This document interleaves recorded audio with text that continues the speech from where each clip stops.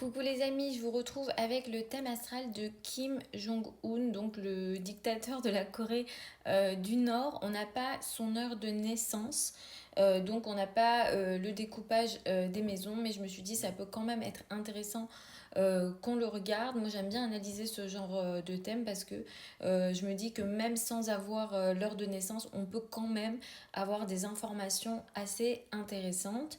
Donc là, comme vous voyez, on a tout d'abord une énergie très forte dans l'énergie du Sagittaire.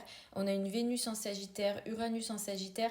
Il est né à une conjonction, enfin la conjonction n'était pas encore parfaite, mais Jupiter-Neptune et Mercure rétrograde à 1 degré du Capricorne, donc qui prend la conjonction et l'énergie à la fois de Neptune et de Jupiter. Les concentrations, les exagérations à la fois de Jupiter et à la fois du Sagittaire, ça peut donner du fanatisme.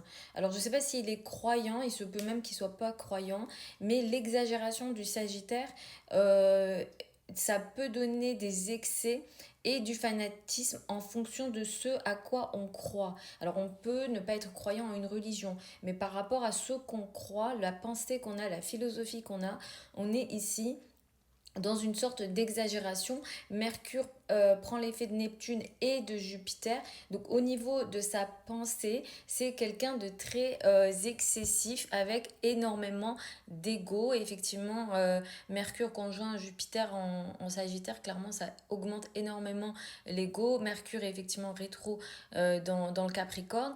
Et Neptune, ça apporte énormément de diffusion et de confusion, on va dire, dans l'esprit. Donc ça, c'est des personnes qui peuvent parfois avoir l'esprit confus, mais ne pas toujours être droit, entre guillemets, dans ce qu'ils disent.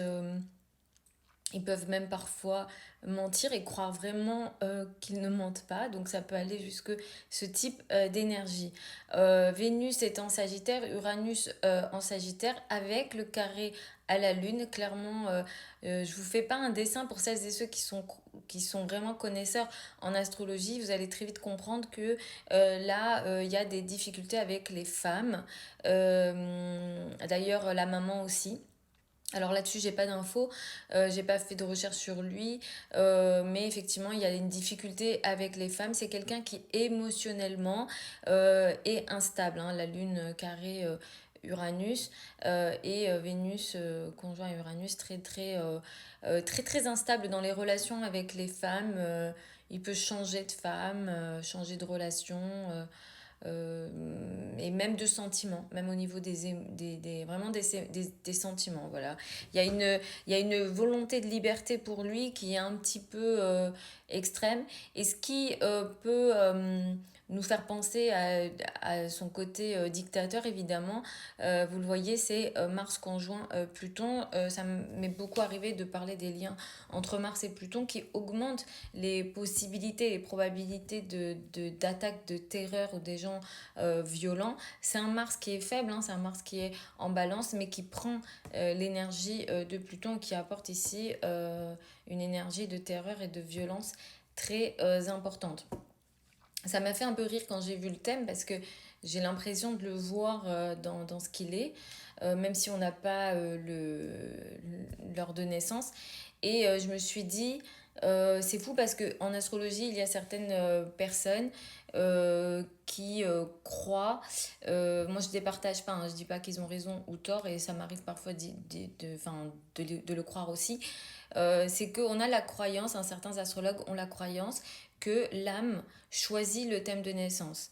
Et là, clairement, à mon avis, il l'a choisi avec cette énergie de violence très importante, ces excès dans le Sagittaire, excès d'ego, excès de dans ce qu'il croit, un soleil qui est en Capricorne qui est très dur, qui prend pas non plus de mauvais aspects. Oui, c'est un soleil en Capricorne, mais il y a un sextile potentiellement avec la Lune, donc c'est pas mauvais, hein, mais c'est un soleil en Capricorne quand même.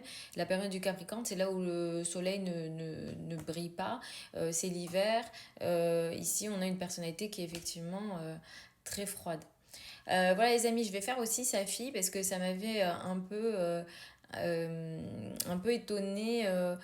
parce que je me suis dit, bon, si il a une fille, peut-être que elle sera moins comme son père, mais au final, elle est quasiment comme son père. Elle a interdit, je crois, une coupe de cheveux qu'elle fait. Elle veut pas que le peuple nord-coréen fasse sa coupe de cheveux. Donc, je me suis dit, tiens, c'est intéressant. Donc, je vais regarder aussi par rapport à sa fille.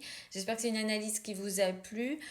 Pour celles et ceux qui veulent des consultations privées avec moi d'astrologie, vous avez mon lien au niveau du profil. Vous avez mon contact, donc si vous souhaitez une consultation, ça se passe au niveau de mon site internet, hein. Vous m'écrivez et je vous donnerai un créneau. Les délais de consultation, c'est de 2 à 3 semaines. Pour celles et ceux qui veulent apprendre l'astrologie avec moi, la prochaine session de formation démarre en janvier 2025. Vous avez toutes les infos sur le site internet. Je vous embrasse et puis je vous retrouve lors d'une prochaine vidéo.